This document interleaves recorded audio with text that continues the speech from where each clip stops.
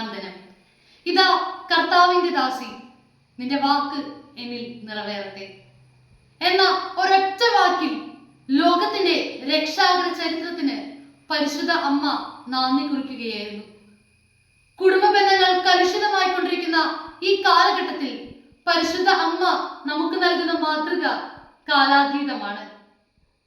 ദൈവിക രഹസ്യങ്ങൾക്ക് മുമ്പിൽ സംശയങ്ങളുടെ കരുതലുകളില്ലാതെ വിരിഞ്ഞു നിന്ന ശ്വേത പുഷ്പമാണ് പരിശുദ്ധ കന്യകാമറിയം. ബെത്ലഹേമിലെ തണുത്തുളഞ്ഞ രാവിൽ കടുത്ത ദാരിദ്ര്യങ്ങൾക്ക് നടുവിൽ യേശുവിനെ പ്രസവിച്ചപ്പോഴും ദൈവത്തെ പാടിസ്തുതിച്ച പരിശുദ്ധ അമ്മയുടെ ഹൃദയം സാമ്പത്തികമായ ബുദ്ധിമുട്ടുകളും തകർച്ചകളും ഉണ്ടാകുമ്പോൾ പരസ്പരം കുറ്റപ്പെടുത്തുന്ന ദമ്പതികൾക്ക് വലിയൊരു മാതൃകയാണ്. കാനായിലെ കല്യാണ വിരുന്നിൽ വീഞ്ഞു തീർന്നു പോയപ്പോൾ യേശുവിനോട് ശുപാർശ ചെയ്ത് പരിശുദ്ധ അമ്മ പരിചാരകരോട് പറഞ്ഞു, അവൻ നിങ്ങളോട് പറയുന്നത് പോലെ ചെയ്യുവിൻ.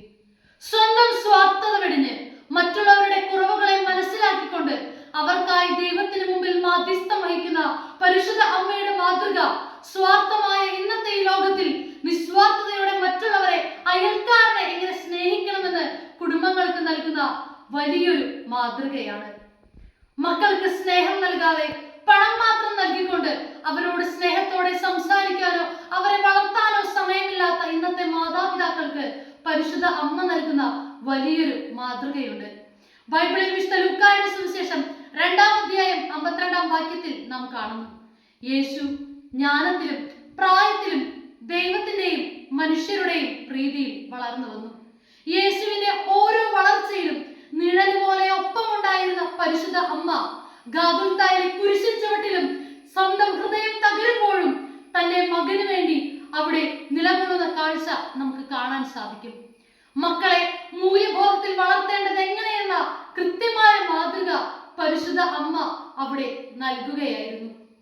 താൻ ഗർഭിണിയായിരുന്നപ്പോൾ പോലും വലിയമ്മയെ സന്ദർശിച്ച് അവരെ ശുശ്രൂഷിക്കുവാനായി പരിശുദ്ധ അമ്മ മലമുകൾ കയറി പോകുന്നുണ്ട്. സ്വന്തം കാര്യം മാത്രം നോക്കാതെ മറ്റുള്ളവരെ സേവിക്കാനും സേവന മനോഭാവത്തോടുകൂടെ മറ്റുള്ളവരുടെ നന്മ ആഗ്രഹിക്കാനും കഴിയുന്ന പരിശുദ്ധ അമ്മയുടെ ഈ മാതൃക ഇന്നത്തെ കുടുംബങ്ങൾ മാതൃകയാക്കേണ്ട ഒന്നാണ്. സുഹൃത്തുക്കളെ, നമ്മുടെ ജീവിതത്തിൽ നമുക്ക് എളിമപ്പെടാൻ സാധിക്കുന്നില്ലേ? ഇന്ന് പല കുടുംബങ്ങളും തകർന്നു പോകാനുള്ള വലിയ കാരണം ഞാനെന്ന അഹന്തയാണ്. ഭാര്യയ്ക്ക് ഭർത്താവിനെയോ ഭർത്താവിന് ഭാര്യയെയോ പരസ്പരം മനസ്സിലാക്കാൻ സാധിക്കുന്നില്ല. ഈ അഹന്ത വെടിയാനുള്ള വലിയ മാതൃകയും പരിശുദ്ധ അമ്മ നമുക്ക് നൽകുന്നുണ്ട്. പരിശുദ്ധ അമ്മയെ ധ്യാനിച്ചുകൊണ്ട് നമ്മുടെ എല്ലാം കുടുംബങ്ങളുടെ നാഥയെ പരിശുദ്ധ അമ്മയെ സ്വീകരിക്കാനും നമ്മൾ ഓരോരുത്തരുടെയും കുടുംബങ്ങളെ നസ്രത്തിലെ തിരുക്കുടുംബങ്ങളാക്കി മാറ്റാനും നമുക്ക് ഓരോരുത്തർക്കും സാധിക്കട്ടെ എന്ന് ആശംസിച്ചുകൊണ്ട് നിർത്തുന്നു. നന്ദി, നമസ്കാരം.